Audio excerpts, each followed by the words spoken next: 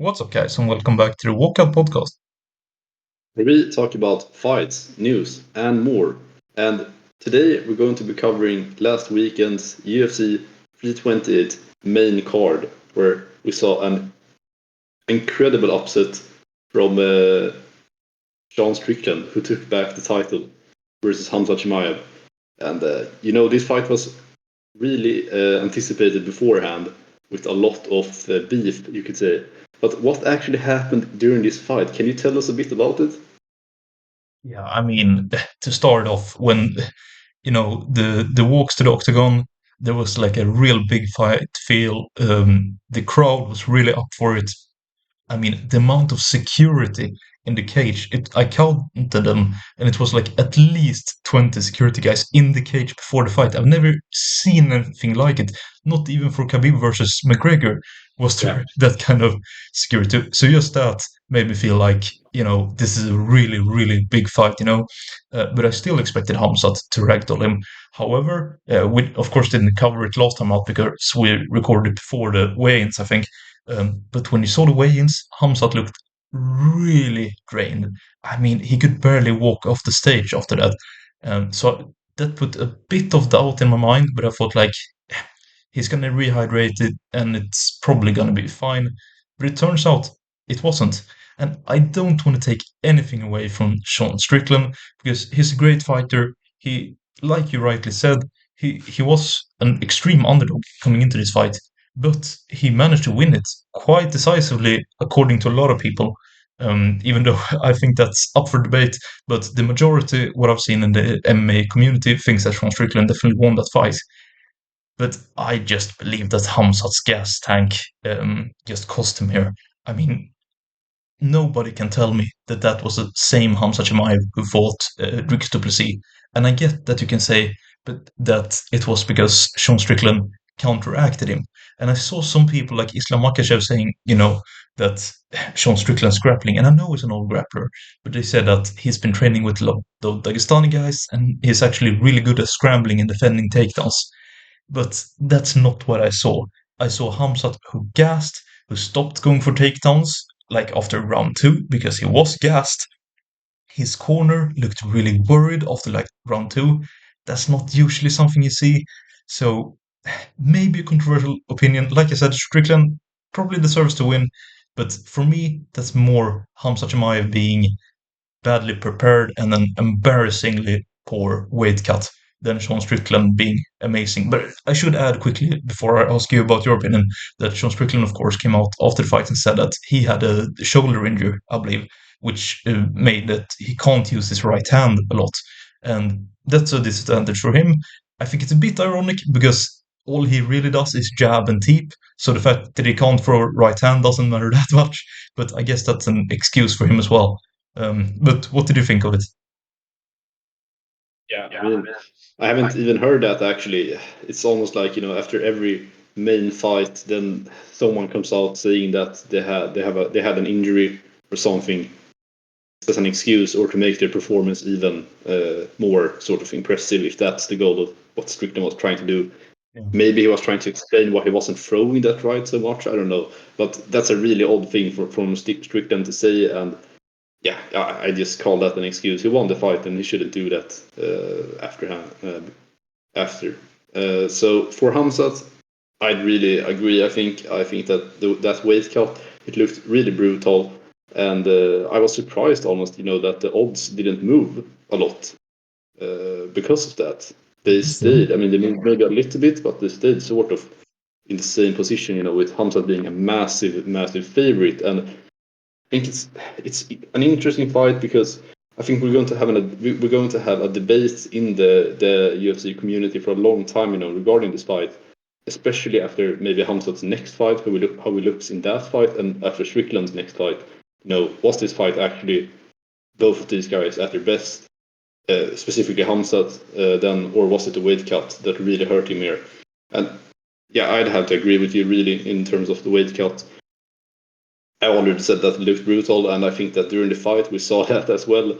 As you said, he got really gassed in the second round already, and then throughout it just got worse and worse, and I still think that he kept it pretty competitive. This was not an easy fight at all for Sean Strickland. It was not a domination. Nobody should fool themselves in thinking that. I think that Strickland did well in getting up from the takedowns and using his counter wrestling decently, and then also, keeping it pretty controlled, making sure that he had a points lead, slight points lead maybe on the feet. So in terms of that, I'd have to say that this could have gone, for me, it could have gone either way, really, when they brought out the scorecards. Maybe it should have been a draw. I don't know. Still, respect to Strickland for managing to give Khamzat his first defeat, because it is his first defeat, right? Yeah. Yes. And that's a On, big on the thing. paper. Yeah. Yeah, that's a big thing still, and I think that Khamzat was hurt afterwards, but we didn't really see that during the fight, right? Because Khamzat, when he got gassed, and especially after the fight when they gave the win to Strickland, he wasn't angry at all, and I was really surprised by that. He put the belt around Strickland's waist, and that just made it sort of, what are you doing? Even if he wants to be respectful or something, or be humble or whatever it is to save some face, maybe. I still think that that's a really weird thing from Khamzat to do, and yeah, I don't really know what he's trying to do, with that. And then also on Twitter going afterwards, saying something like at Sean Strickland, come here again, or when you're ready. So, I mean, there's not that much more to say about this fight, really. I think that in the end, all respects to Sean Strickland, and I think that we'll see Khamzat move on from the middleweight division after this cut, regardless of what he says on Twitter, really. So if we're going to make a next fight prediction here for Sean Strickland, is there anyone you have in mind as a champ now? I mean, For his first?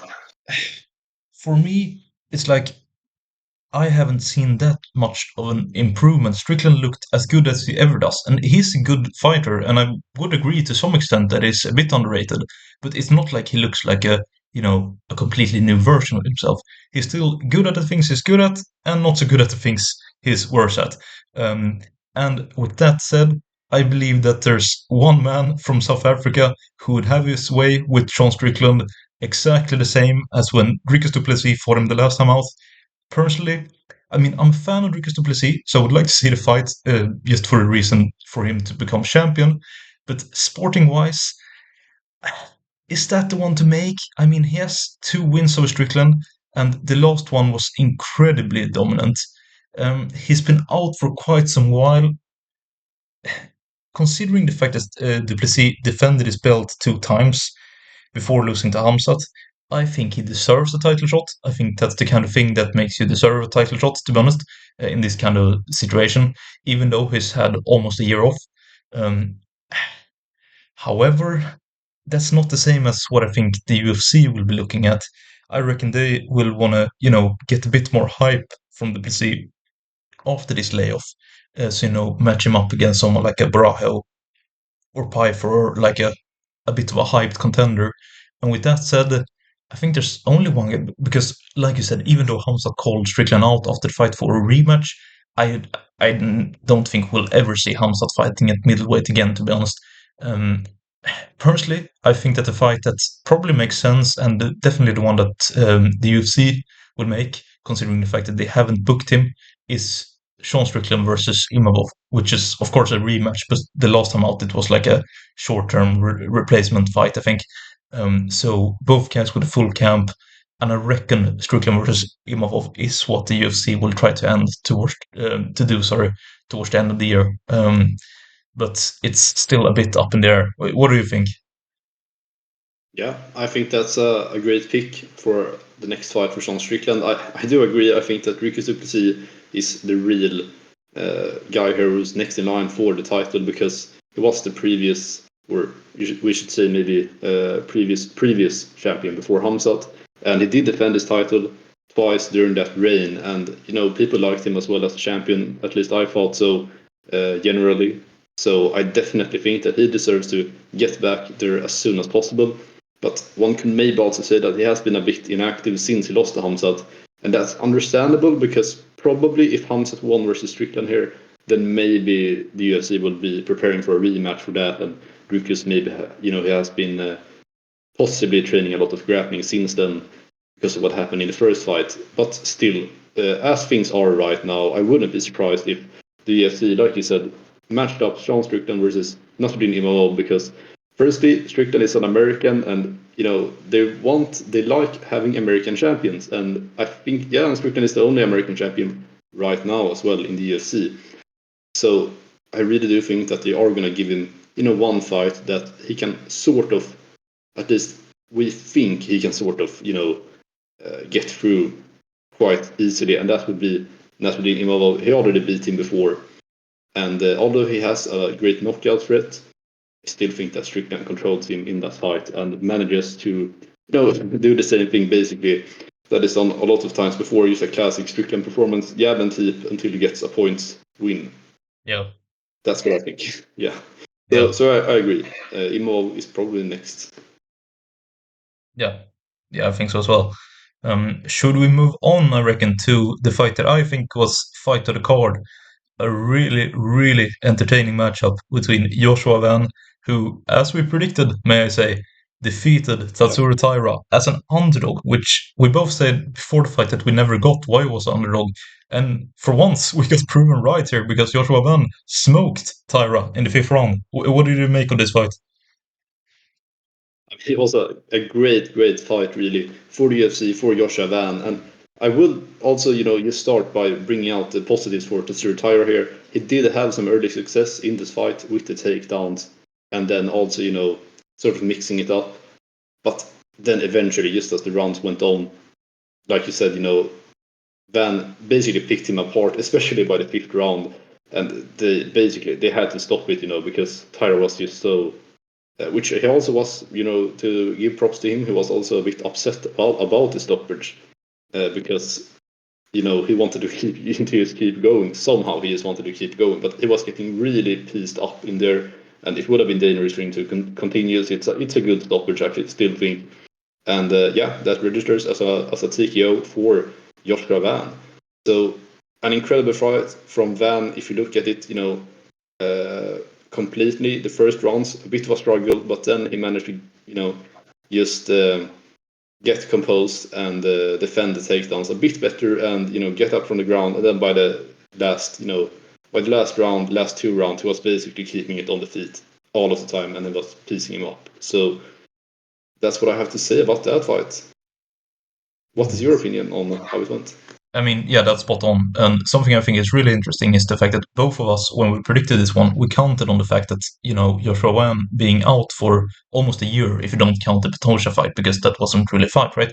Um, we said that a guy who is that young and has recently come into a lot of money so that he can prepare as best as he can with the best sparring partners, we counted on the fact that he would have evolved a lot.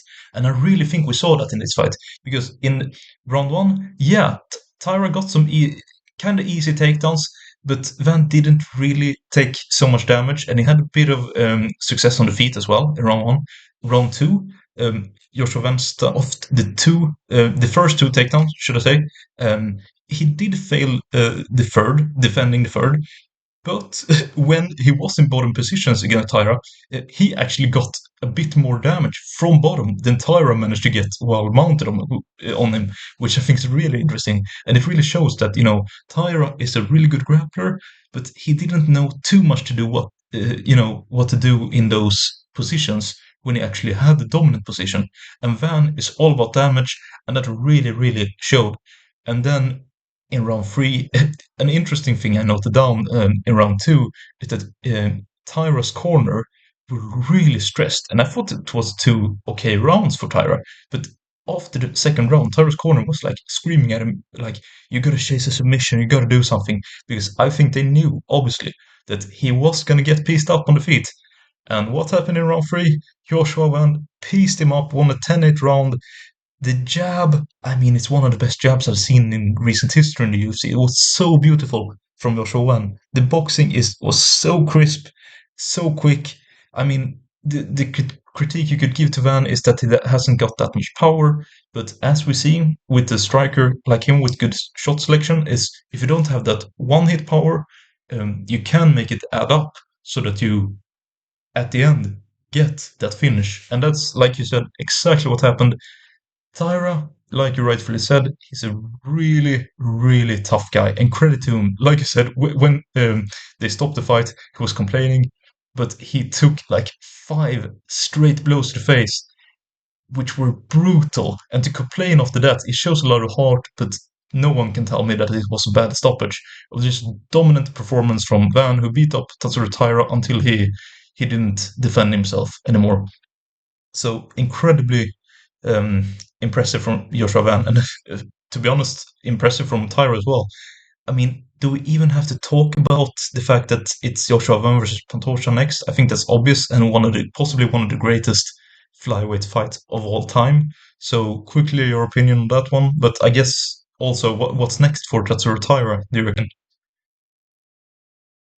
On Joshua Van versus Pantoja, absolutely. That is the next fight to make. There is no other fight that they can make there. It has to be Alexander Pantoja, going back to challenge for his title that he had for such a long time in such a legendary run before the very unfortunate, injury happened. So regarding Tatsuro Taira, I think he has to fight, someone a bit lower in the division, just to get some momentum back up. I still think, as you said, it's he really showed some heart in this fight, and I don't know if he should go up against another one. Like he shouldn't go up against. I know he already fought Brennan Rival and he lost against him earlier, but he shouldn't fight another guy like that right now. Not another high volume striker. So I think he can go up against someone like maybe, I don't know, Amir Albasi or Loner Kavanagh. That's sort of in the middle pack of the division when they have their schedule cleared. I think that's a decent pick, maybe. I think so. Definitely. Apart from those, I've seen some other people throw up Steve Urcheg, who's recently coming off a win, I believe, on the Perf card, I think it was. Um, Also, I've had my eye on Horiguchi versus Cap, which takes place this summer. Maybe because Tyra took a lot of damage. I know he's a tough guy, but he's gonna take some time off. So maybe loser of Cap versus Horiguchi, but maybe that's too tough of a fight. But I do agree with you. Albasi would be a good fight. Loner Kavanagh possibly could be a really interesting matchup.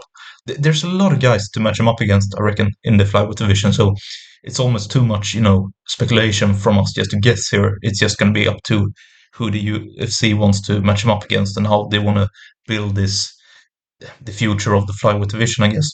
Um, should we move on to the feature fight of the event? And for once, we actually saw a very, very technical heavyweight matchup where Alexander Volkov defeated Waldo Cortes-Acosta. Firstly, some people claim that this was a robbery. Do you agree with that? Or do you think that Volkov should have won on points like he did? No, no, no. I don't think how. I don't understand. I mean, how anyone can, think that this is a robbery. I think it was a very. I won't, do my full coverage now, but I say that I think it was a very complete, intelligent performance by Volkov, and he controlled it round by round. I don't know. Maybe you could argue something like the third round was a bit more in favor of Cortes-Acosta, but no, I don't think that. I think that, Volkov, he won all 3 rounds here. It's a unanimous decision. I think it's pretty clear. Yeah. Mhm. What did you make of the fight? Otherwise, Yeah, I think that, as I said, it was a very good performance from Volkov. He kept his range, kept his control. He utilized, a lot of different, as you said, it's a technical fight. So he utilized both, kicks and his normal striking as well, with his hands. Not really going for that much power, but still enough, just enough, keep Cortes-Acosta away, and not endanger himself in any sort of knockout threat here. So for Walko, good performance. For Cortes-Acosta, not a terrible performance. It wasn't a domination or anything, but still a good win for Alexander Walko. definitely. I think, the reach advantage was what stood out for me because Volkov was smart enough to really utilize that because Waldo Cortez Acosta, he knocks out a lot of guys.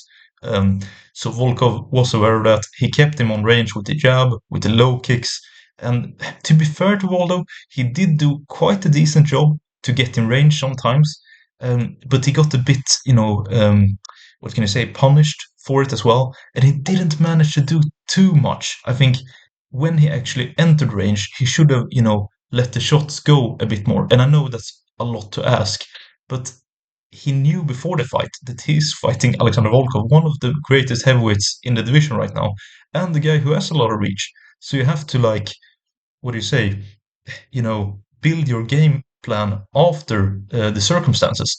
And I think Walter Cortes-Acosta and his corner quite. I know it's difficult. It's difficult to criticize a guy like that because I think that Alexander Volkov is so good. So to criticize someone who loses against him is not easy. But the hype he had and the power he has, I think he should have believed a bit more in his power as well and committed a bit more. Because if he had done, I could see a world where Cortes Acosta knocked out Volkov, but he didn't really do so, and Volkov won a pretty. Sorry, Yeah, go just for to it. Yeah. interrupt a little bit. Do you think that maybe he should have pushed more, in the third round when he knew that he was basically losing on the scorecards, Cortes-Acosta, Great where point. Because yeah, I think he should have done so in the. I think the game plan should have been to push for the finish in the all of the fight, but especially like you said, they knew that he probably lost the first 2 rounds. But the problem is, I think I caught going into the third from Cortes Costa's corner that they said um, where it's split right now, and I even think if it was Cormier or someone picked it up on the commentary, like, oh, that's not good corner advice, to say that you're 1-1 even, because then he goes out and thinks like, maybe if I win on points, I win this fight. Where, as you rightfully said, Volk was 2-0 up. So the only chance Costa had to win the fight was to go for the finish. And that's something totally agree with you. I think that he should have, emptied the tank, nothing to lose, just chase the finish. And I yeah. think it was their firm. But like we covered, Alexander Volkov picked him apart with greater shot selection, and it wasn't to be. Do you have anything else to add on the fight itself, or what do you see I in the think we future covered of it Volkov? pretty well. I mean, maybe we can talk a little bit about Volkov's next opportunity in the heavyweight division. If there's anything, did he say anything particular in the post fight I mean, I speech? rooted for Volkov because he is one of my favorite fighters, to be honest, and I think he's very underrated. And I feel he was a bit hard on by in the Gone fight, where it was like a Yeah, number one contender matchup, and the guy who won that would have gotten the title shot. And Volkov won on points, but they gave it the other way around. So I feel for him in that regard. However, the promo he cut on the mic afterward was so poor. I mean, he looked like this, and I get that English isn't his first language, but he said something along the lines of, "Yeah, guys, I know there's an interim title fight this summer, but I should get the title fight." And you're like, bro, do you think the UFCs are gonna do that? Do you think that they're gonna scrap the interim title fight between Pereira and Gon and give you the title shot? I mean, you have to be realistic and you have to actually capitalize on the fact that you get your few minutes on the mic after the fight to make a good call out. And I think that was the wrong move from Volkov because he knows deep down, I think, that he won't be fighting Aspinall next. It's the winner of Pereira versus Gon who's fighting Aspinall at the end of the year. And for me, I think that Volkov deserves a title shot, but I don't think it's even worth mentioning because he won't get it. I'm sure he won't get it. So, reasonably, what are the UFC gonna make? I hope that Volkov doesn't sit out for another year and just wait for the title shot, like someone like who can say like Justin Gaethje did it recently, and stuff like that. yeah. I don't like seeing that. So I think he should be aiming to stay active, but he just beat the number 4 ranked guy, so you don't want to fight downwards in the rankings. But for me, Volkov should be fighting the loser of Pereira versus Gane come this summer. Um, do you agree with that, or do you have anyone else in mind? You said that a good point there when you brought up that he shouldn't be fighting downwards in the division really because he's on a really good run, and if we take away the Gone fight, then it's basically perfect for some while now. A really good run, and I don't know. I hope that he gets some more respect from the UFC because of not maybe, the way he wins, that he doesn't really knock people out in the last few fights, but still he picks up really consistent wins. He's really intelligent, a really just good, consistent fighter. Sort of like I won't say that they're on any sort of even skill level or anything, but Alexander Volkanovski, he doesn't always knock people out, but he puts on really good, controlled performances. And even though Volkov he isn't maybe on the same pound for pound level or anything, or that, or on the same level as well rounded, but still, I don't think that the UFC should, let's say, punish fighters who fight intelligently and control their opponent when they still use striking. It's not like he's laying on top of his opponent for 25 minutes. He is actually doing a good deal of technical striking. So yeah, I think that the loser versus Surgon and Alexander Pereira is a good fight for Volkov next. Otherwise, maybe someone like Josh Hokit if he wins, versus Derek Lewis in this fight in this summer, and Yeah. maybe he calls. I don't know. I don't think he has called out Pereira the last couple of weeks. I don't think that fight happens. But the crazy thing is here, if we're talking about the UFC as an organization, is that Josh Hokit, just by his trash talk, just by how much he beefs. If you saw the UFC 250 Freedom or UFC America press conference when he called out Pereira and said some really nasty stuff almost to him. But that kind of stuff, it generates views, it generates attention for the UFC, and Volkov doesn't really do that. So I wouldn't even be surprised if somehow Josh Hokit jumps ahead of him and fights Alex Pereira eventually if Pereira wins the title, and then eventually versus Aspinall. I don't know.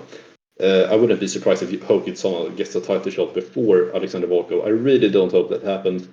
So yeah, it's a good fight for Volkov. The loser versus Surgan and Alex Pereira. That's what I would say. Definitely. Definitely. And moving on down the card, we had the welterweight fight between Sean Brady and Joaquin Buckley. And something interesting that I noticed just before this fight, is that the odds swung incredibly Yeah. heavy towards Joaquin Buckley, who we predicted, and I remember when we predicted him that he was quite a significant underdog. And then, like an hour or something before the fight, Joaquin Buckley became the favorite on the same odds that Sean Brady was the favorite. I mean, I don't remember ever seeing this such a heavy odd swing, and I can't get what caused it, and it was incorrect. When you look at it after the fact, I mean, I'm gonna ask you to break this down, but I don't have any other analysis than the fact that Sean Brady laid on top of Joaquin Buckley for 3 rounds, did some good ground and pound, and Joaquin Buckley barely did anything. What did you make of this fight? Yeah, I mean, I just say that I don't know what Joaquin Buckley does in the in the MMA gym. Is he only training striking? Is he only training his chest or something? Because I don't know. He doesn't have any sort of counter wrestling, or maybe he stuffed some takedowns, but he doesn't have any scramble ability. He doesn't have any sort of ability to actually keep himself in the fight after on the ground. And I don't even know what he did, standing up. But as you said, it really is just he didn't even get an opportunity to really strike at all. Sean Brady has controlled the fight on the ground and made him look like he wasn't an MMA fighter. Really, for me, it looked like he was a boxer versus an MMA fighter. So that's what I Exactly. said. I totally agree with you. That was like the first thing I thought when I saw this fight, like round two, round three, and it was just more like the same. And I was like, Joaquin Buckley, Yeah. you lost last time out against a top tier wrestler. Now you're in the prime of your career, basically. You've had a year out training every day, having like wrestling matches. He did like real American freestyle wrestling matches and stuff, practicing. And then he comes back and looks even worse. Like you said, I totally lost faith in him, and I know he's not a top ranked guy, but before the Usman fight, I thought Buckley could go a long way in the welterweight division. But this, I mean, you just need someone, not even a wrestler, just someone who can wrestle a bit, and they're going to dominate Joaquin Buckley. So really disappointing from him. But the guy we should be talking about is, of course, Sean Brady. Very good performance. I liked his promo on the mic afterwards. He called out the crowd and the people who've been doubting him and stuff. He didn't really do a call out for an opponent though. So who do you think you should match up Brady with?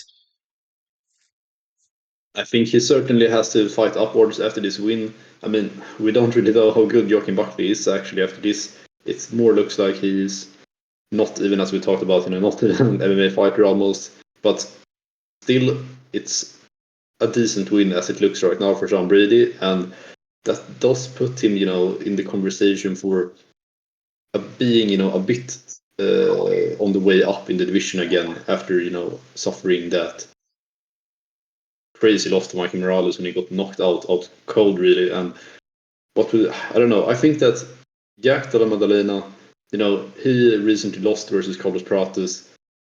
I think that it's a decent fight to test his takedown defense, and his ability to stay in the top level of the division and defend actually versus a grappler like Sean Brady, who isn't, too intense like Islam Makhachev, but who still has, I think, really good grappling in terms of the UFC. And that would be a good test for JDM, and it would be probably a good test for Brady as well, a bit more difficult than Joaquin Buckley, since JDM, he didn't really show that in the Islam fight, but he does still have decent takedown defense, from fights earlier than that. So, Yeah. absolutely, I think that's a good fight. Do you agree, or is there someone else here that caught your mind? No, I think that's it. I mean, the champ and the top three guys are in like a division of their own.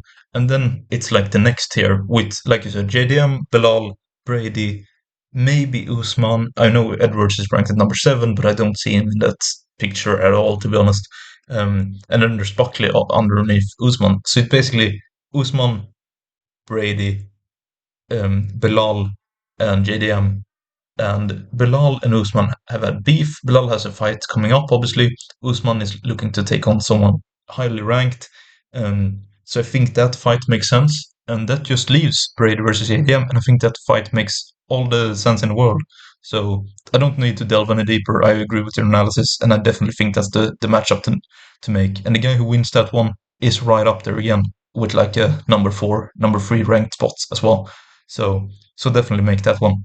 Um, and then it's the last fight of the card, right? We had Bobby Green taking on Jeremy Stevens, Battle of the Unks here. They're both 39, and Bobby Green managed I to. mean, Sorry. Yeah. I'm sorry, but what is this fight even doing on the main card? We could Yeah, have yeah, yeah. another. They could have put Aseba Gautier or Osidias or even Joel Alvarez and Yaroslav Amosov. Yeah. That would have been better. I mean, what is this? What are we I getting mean, here, really? like you said, the thought was Jan Blachowicz versus Bogdan Guskov was going to be on the main Oh, card, oh, um, oh, and that one got that's cancelled.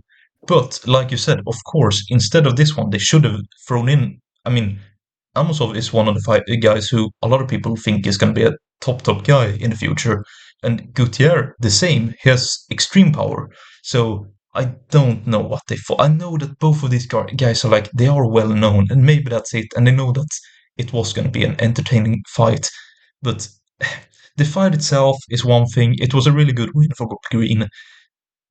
I say really good. Can it be that? taken.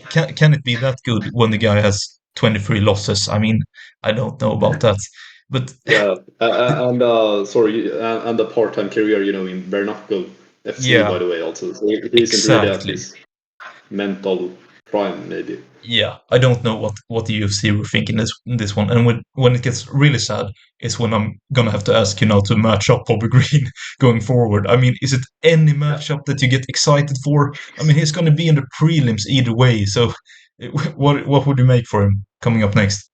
I mean, if he has to fight anyone, that's ranked, then just give him Benil Dariush, who's on a really, big loss streak for the past, like, is it 3 or 4 even, maybe fights, at least since the Moicano. I don't even remember it. How did he even win versus Renato Moicano? But since then, he's been knocked out, like, 3 times in a row. So give him, give Benil Dariush to King Green here, and let him, let him just at least show, is he still good enough, or is he decent enough to be last ranked in the division?